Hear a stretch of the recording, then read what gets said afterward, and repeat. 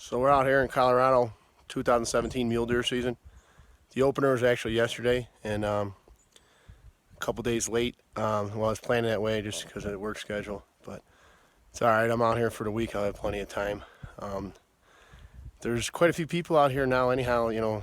On the trails back out of the wilderness area in the San Juan National Forest because it's open a weekend. So I'm happy out here during the week and things will settle down once I get into the wilderness area, the Weminuche wilderness area I'm hiking into right now. I'm sure I, won't see very many people. There might be some pack horse setups looking for elk or something, but I should find some solitude and some comfortable deer I could chase after. Leaving the truck just now. I'm starting my first ascent hike up this mountain here. Okay, and I want to take a moment to talk about leaving your car behind, because I know for Eastern hunters and people that aren't used to this sort of setting, it's kind of, there's a little apprehension walking away from the road and into the unknown. And I know the feeling, and I know a lot of people I've been with have trouble with that. You come out and you're it just doesn't, living in a society, and I go to work every day in downtown Chicago, so coming out here is quite an adjustment to just everything's different, and then the altitude on top of it all. So a lot of times when you're leaving out on a trip like this, you get a rush of emotions. There's a little apprehension, a little fear, a lot of excitement, and to me, that's what I live for. This is like the moment of what it all comes down to, besides the actual kill shot. But this moment here is what it's all about to me. It's a spirit of adventure. It's walking away from your comfortable life and your safety net into the unknown.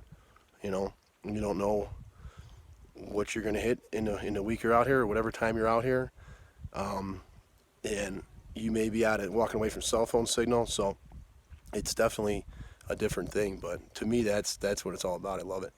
But if if you come out here and you feel that feeling, just go through it. Once you get up there, the comfort comes back, and the fear goes away. But keep you posted. All right, it's about 4:30 in the afternoon on the first day of the hunt, and most of today was just packing in. I came in. I had to take a better look at a map, but I'd guess like maybe 7 or 8 miles or something like that. And it came across going farther than I planned, because I was seeing a lot of people, and everyone I talked to was saying they weren't seeing anything. I don't know if they were lying to me, or if they really weren't seeing anything. I wasn't seeing anything on the way in.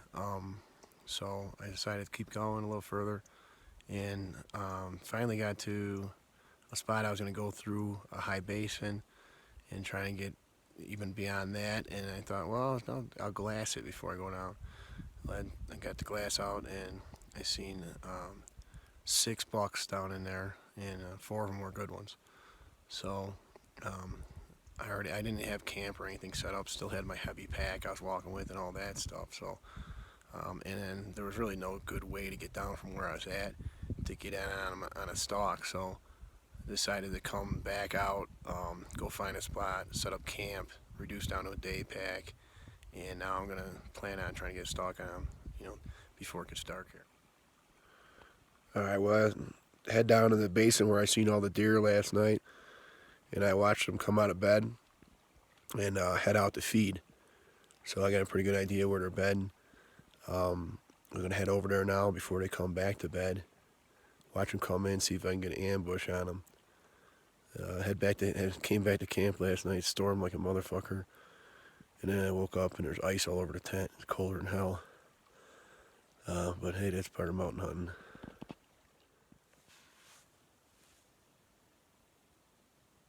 Well, I went in, I glassed that basin that I watched yesterday. I seen them bucks in yesterday afternoon.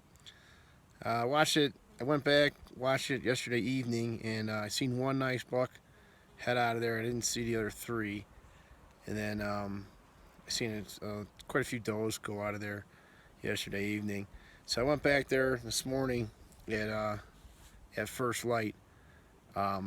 Well, yesterday, right at last light, a herd of elk came in, and they were just starting to trickle in right as I, left because it was getting dark. So when I got in there this morning, they were all in that basin. The herd bull was bugling like crazy. So I was kind of paying attention to him. I didn't have a tag, but I was just enjoying watching him. He was a nice big 6x6, screaming like crazy.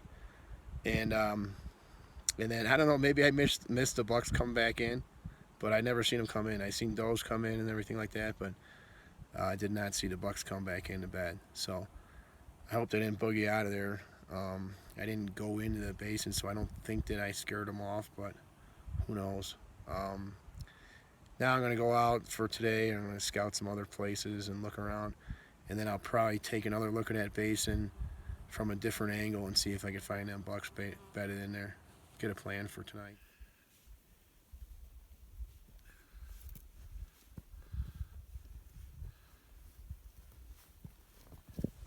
All right, I climbed up to this top of this rim of one of the highest mountains around here for two reasons. One was to get cell phone signal because there's none anywhere else, and I want to check in with my old man at base camp and let the family know I'm okay and everything. And the other was to get the lay of the land. Now, when you get up here, you can see it all, and it all becomes pretty obvious what's going on. This is all high basin behind me, 12,000 feet probably. See, all the way back there in the farthest green you can see is the road to the trailhead. It's about, I don't know, to there it's probably 5 miles. And then there's camps, a lot of people backpack in, and even a horse camp, and they're all pretty close to the back of the basin back there. And then I've seen them throughout the basin, like walking through there and glassing and stuff like that. They're pretty much glassing this entire basin. And they were in here a couple days before me, so there's tracks all over that basin, and I know deer are going in there at night, but right now there's nothing in there during the day. They probably pushed them out, stalking on them and stuff like that. So everyone telling me on the way in there's no deer in here and all that. There's no elk. A lot of people are elk hunting in here. But I kept going all the way to the back of this mountain I'm on now, but I didn't come up this high. I took the rim of it around that way, and then I don't know if you can see, but all the way in that back corner, right down where the timber starts, that's kind of like a hidden basin that's a little lower elevation than the rest of this. And like this whole area, see that cliff drop off back there on the side of the basin? That's a big canyon. And then this what I'm on now is just a big rim. So there's like no way, this basin is all like rimmed in. And there's no way out of it. Well, it's a hard situation getting out of here. I think I watched that herd of elk come in that same basin where the deer are at last night, and I watched them go out this morning, and they have an escape route. And like those trees, they go, those rock slide looking mountains, they go right up and over them in a little saddle area there. And then I even seen some mule deer up there this morning. So that's the escape route if these deer get pushed out of here. And I'm a little worried about that happening since that big 6x6 bull was screaming and everything down in that basin. So I'm thinking it's going to bring those other elk hunters over here, and once they get in there, all the mule deer will be gone. So I'm up here kind of weighing my options of how I could chase them. If there's a way for me to get out of here and up and over, if there's a pass somewhere that I can get to wherever they retreat to, and wherever the rest of these guys are not willing to go. All right, it's the evening of day 2. I'm back at camp a little bit early. It's just before dark. I seen a nice buck bedded under a tree, and I tried making a stalk on it, and when I got there, it was gone. So I don't know if it just up and moved. It was kind of late in the evening, and I spotted it from afar, and I had to go a circle way around, get behind a mountain, and get, to try and get the angle on him and where the wind was right and everything. I never heard him blow out, so I don't know. He might have winded me. The wind was swirling a little bit, but that's about it. And then when When I was done with that, I had to go back and get my pack, my boots and stuff that I left like maybe 150 yards away.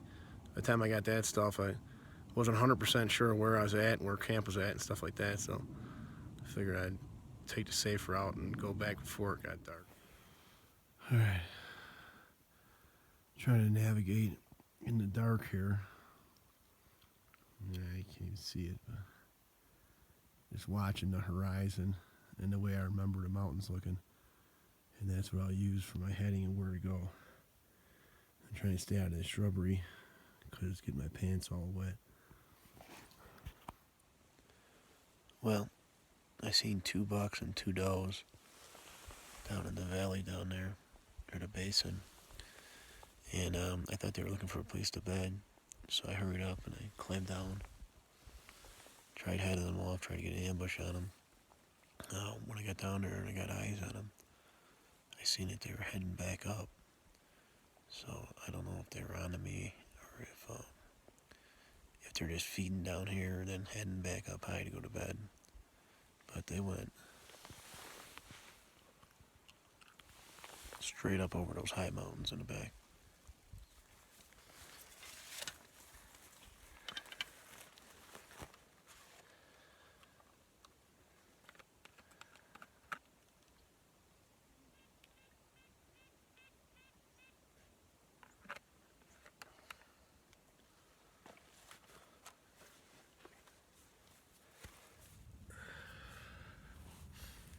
Okay, it's after the morning hunt of day 3. Just seeing those 2 does and those 2 bucks come in. Tried to get a stalk on them, but it didn't work out.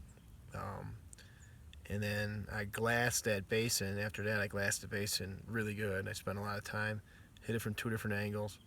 I didn't see anything in there today. So and I'll head back to camp, get some food, and go for another plan later on. I don't know. It seems difficult to get a stalk on these deer out here. They're super spooky, man. Like every doe I come across when I'm walking sees me before I see her. They'll spot me from 400 yards out and beyond to me.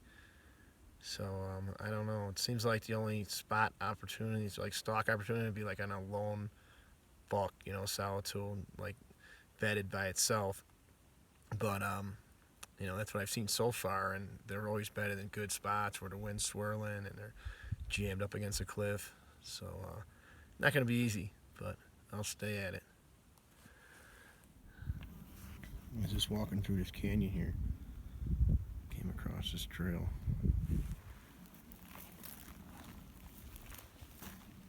I'm gonna hop over the log.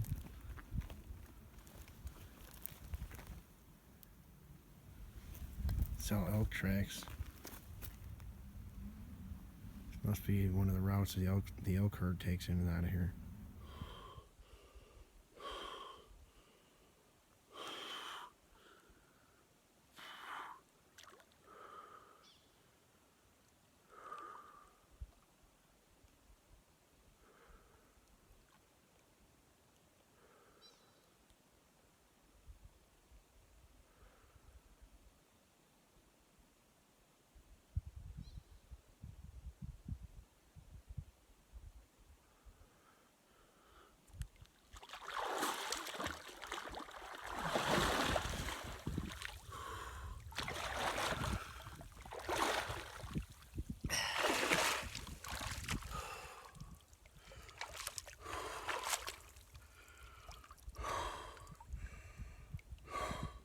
Well, I ended up hiking down in the canyon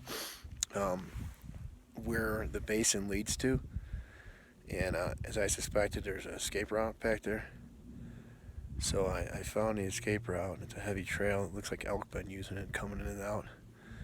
And decided I'd sneak up the escape route and try to come in from the back door.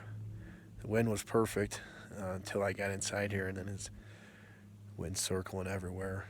And I watched one doe got wind of me or seen me or something. And then I tried still hunting my way through the backside and didn't come up with anything. I think it's impossible to get in here without deer winding you, just the way that the wind circles.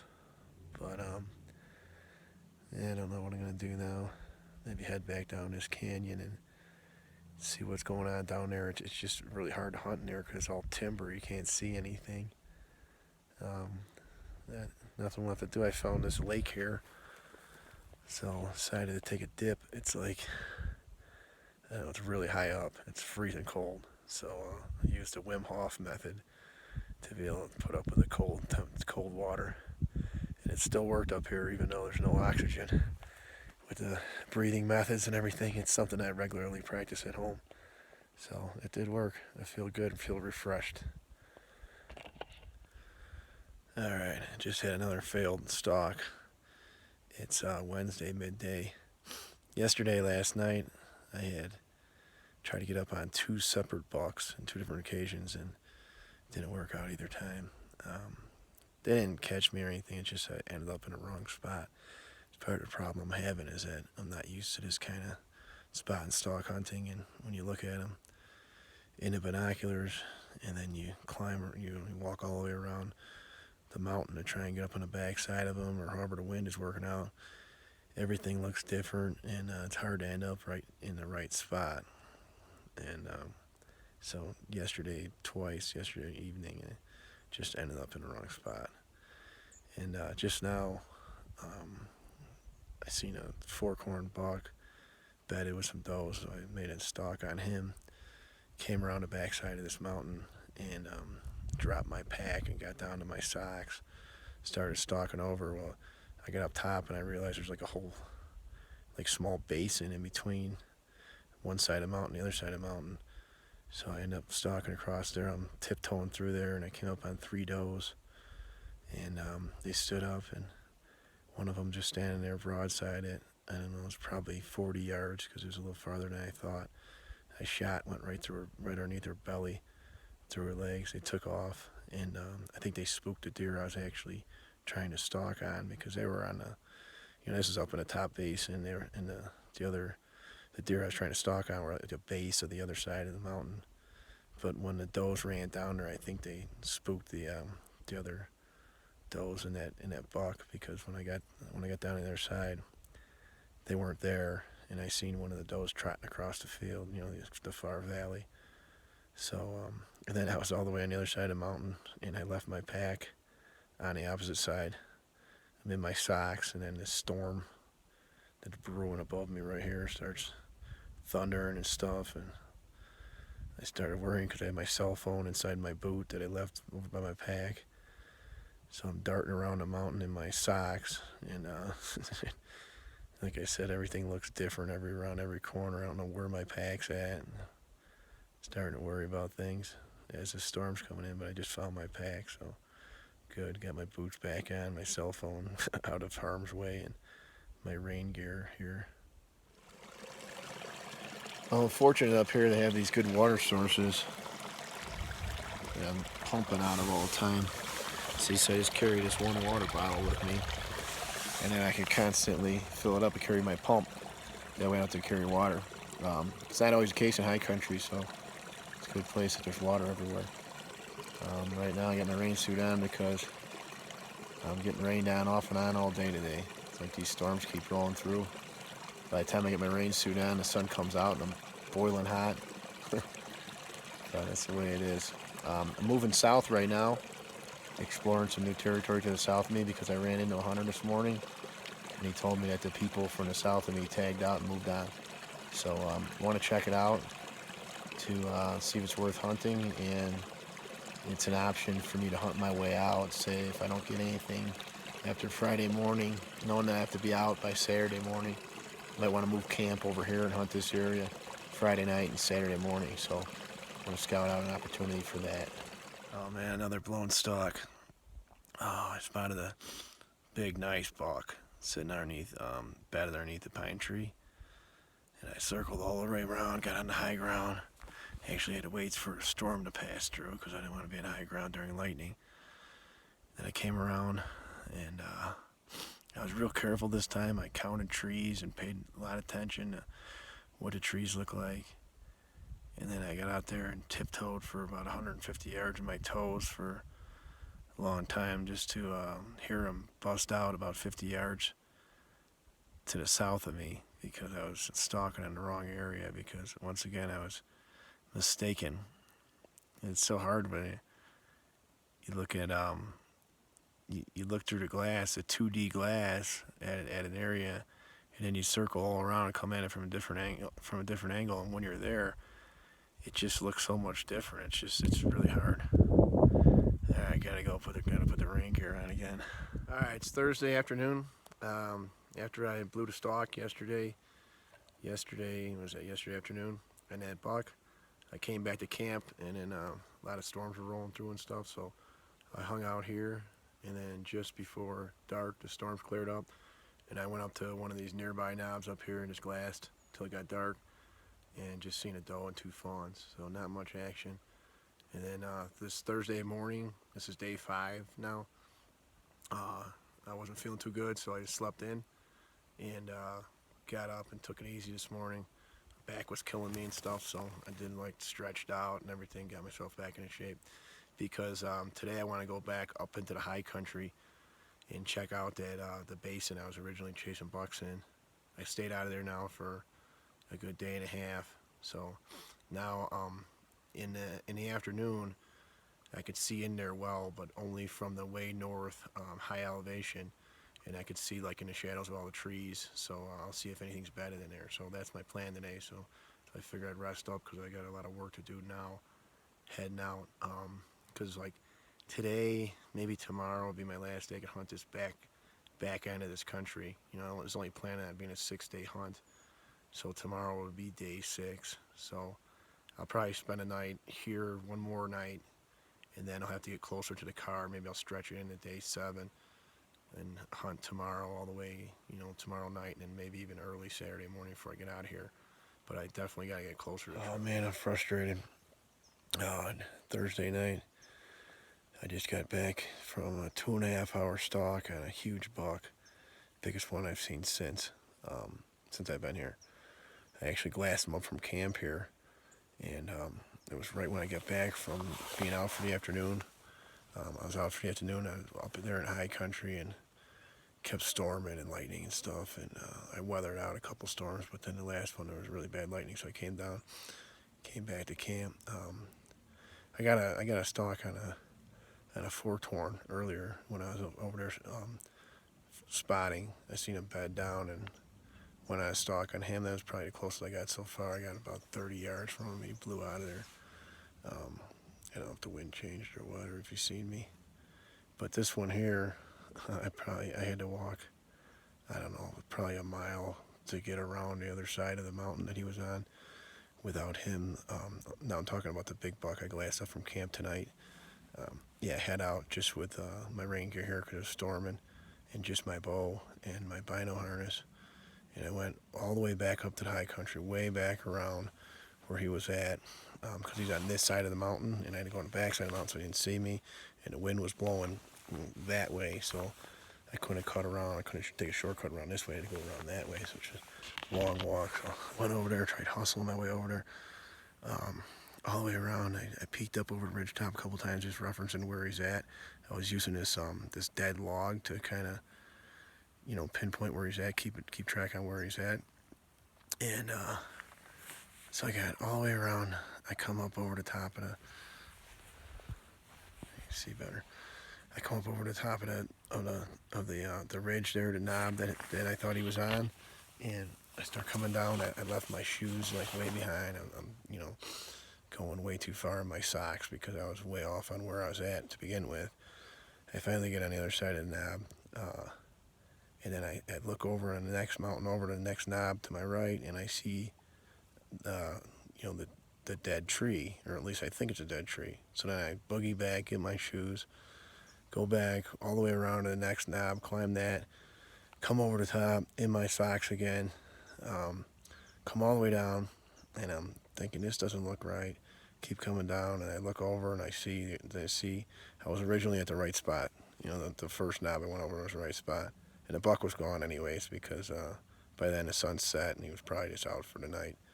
So it's just frustrating. I don't know how anyone could do this successfully. It's really hard. Well, it's day 6 after the morning of day 6. I didn't produce nothing this morning. I went and glassed that back basin where I seen the elk come in on Monday morning. I seen a small buck chasing around a doe. I seen a group of does come in. I didn't see anything bed down. Went and tried still hunting my way through where I thought that small buck ended up, but didn't come up with anything. And now I'm back here. It's day 6 of a 6-day hunt. I'm about out of food. Fixing up some coffee now. But I could make it another day, and I'm thinking about it, but I gotta break camp and at least move camp closer to the trailhead because if I get a deer at this point, it'd be a hard time getting out of here on time. I'll be back to work on Tuesday, 2 days of driving. So I don't know. I'm gonna head back to closer to trailhead, see what's going on over there. If I can find a nice spot, I'll spend the night. If not, I'll head out for the night and call my old man and come get me. If there's other hunters over there and stuff, I'll probably just keep going and head out to the trail. It's been one of the main staples of my diet out here. It's what I've been surviving on in large part. There's coffee, and those chunks in there are is coconut oil to add fat. And put 2 big scoops of protein powder in there. And that's lunch pretty much. That and one of those tuna packages. Maybe a couple scoops of almond butter. And that's what I've been eating now for 6 days. Worked out okay, I feel okay. Not really craving anything. But now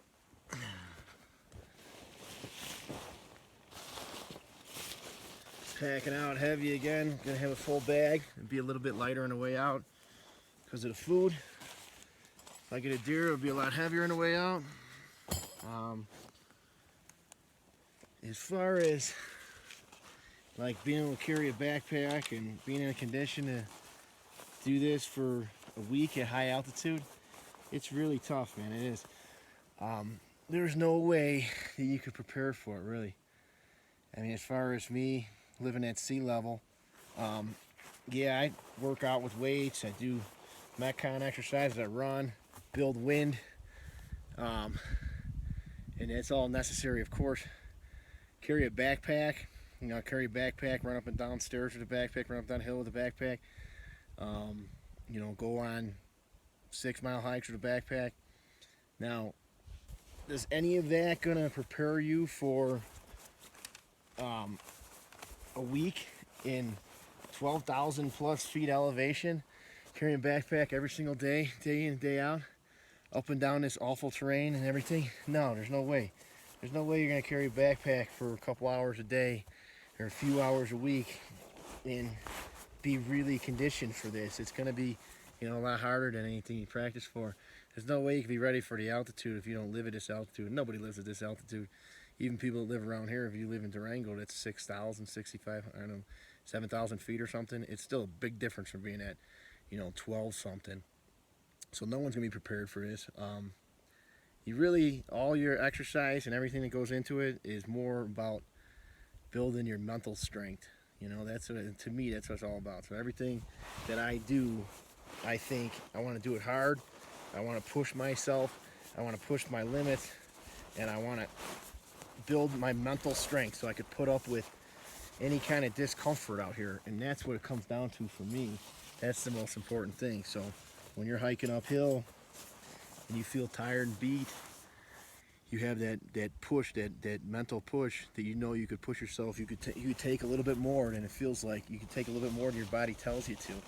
That's the thing, building mental strength. So it doesn't really matter, in my opinion, how you prepare, as long as you prepare yourself mentally by pushing yourself, pushing your limits, continuously pushing your limit. Part of that is, like I said before, like cold water treatment, like taking cold baths, taking cold showers, building your mental strength, working on that aspect of thing. Everything has to be working towards being comfortable, finding comfort in an uncomfortable situation. That's what it is. Be comfortable being uncomfortable, I guess I should say. That's what it's all about. Now you're thinking about the mental game. You know, people talk about a lot about food out here and stuff like that. And you see, the food I brought is really outside the box. You know, it was really simple. Didn't require any preparation, and it fits inside my daily regular ketogenic diet.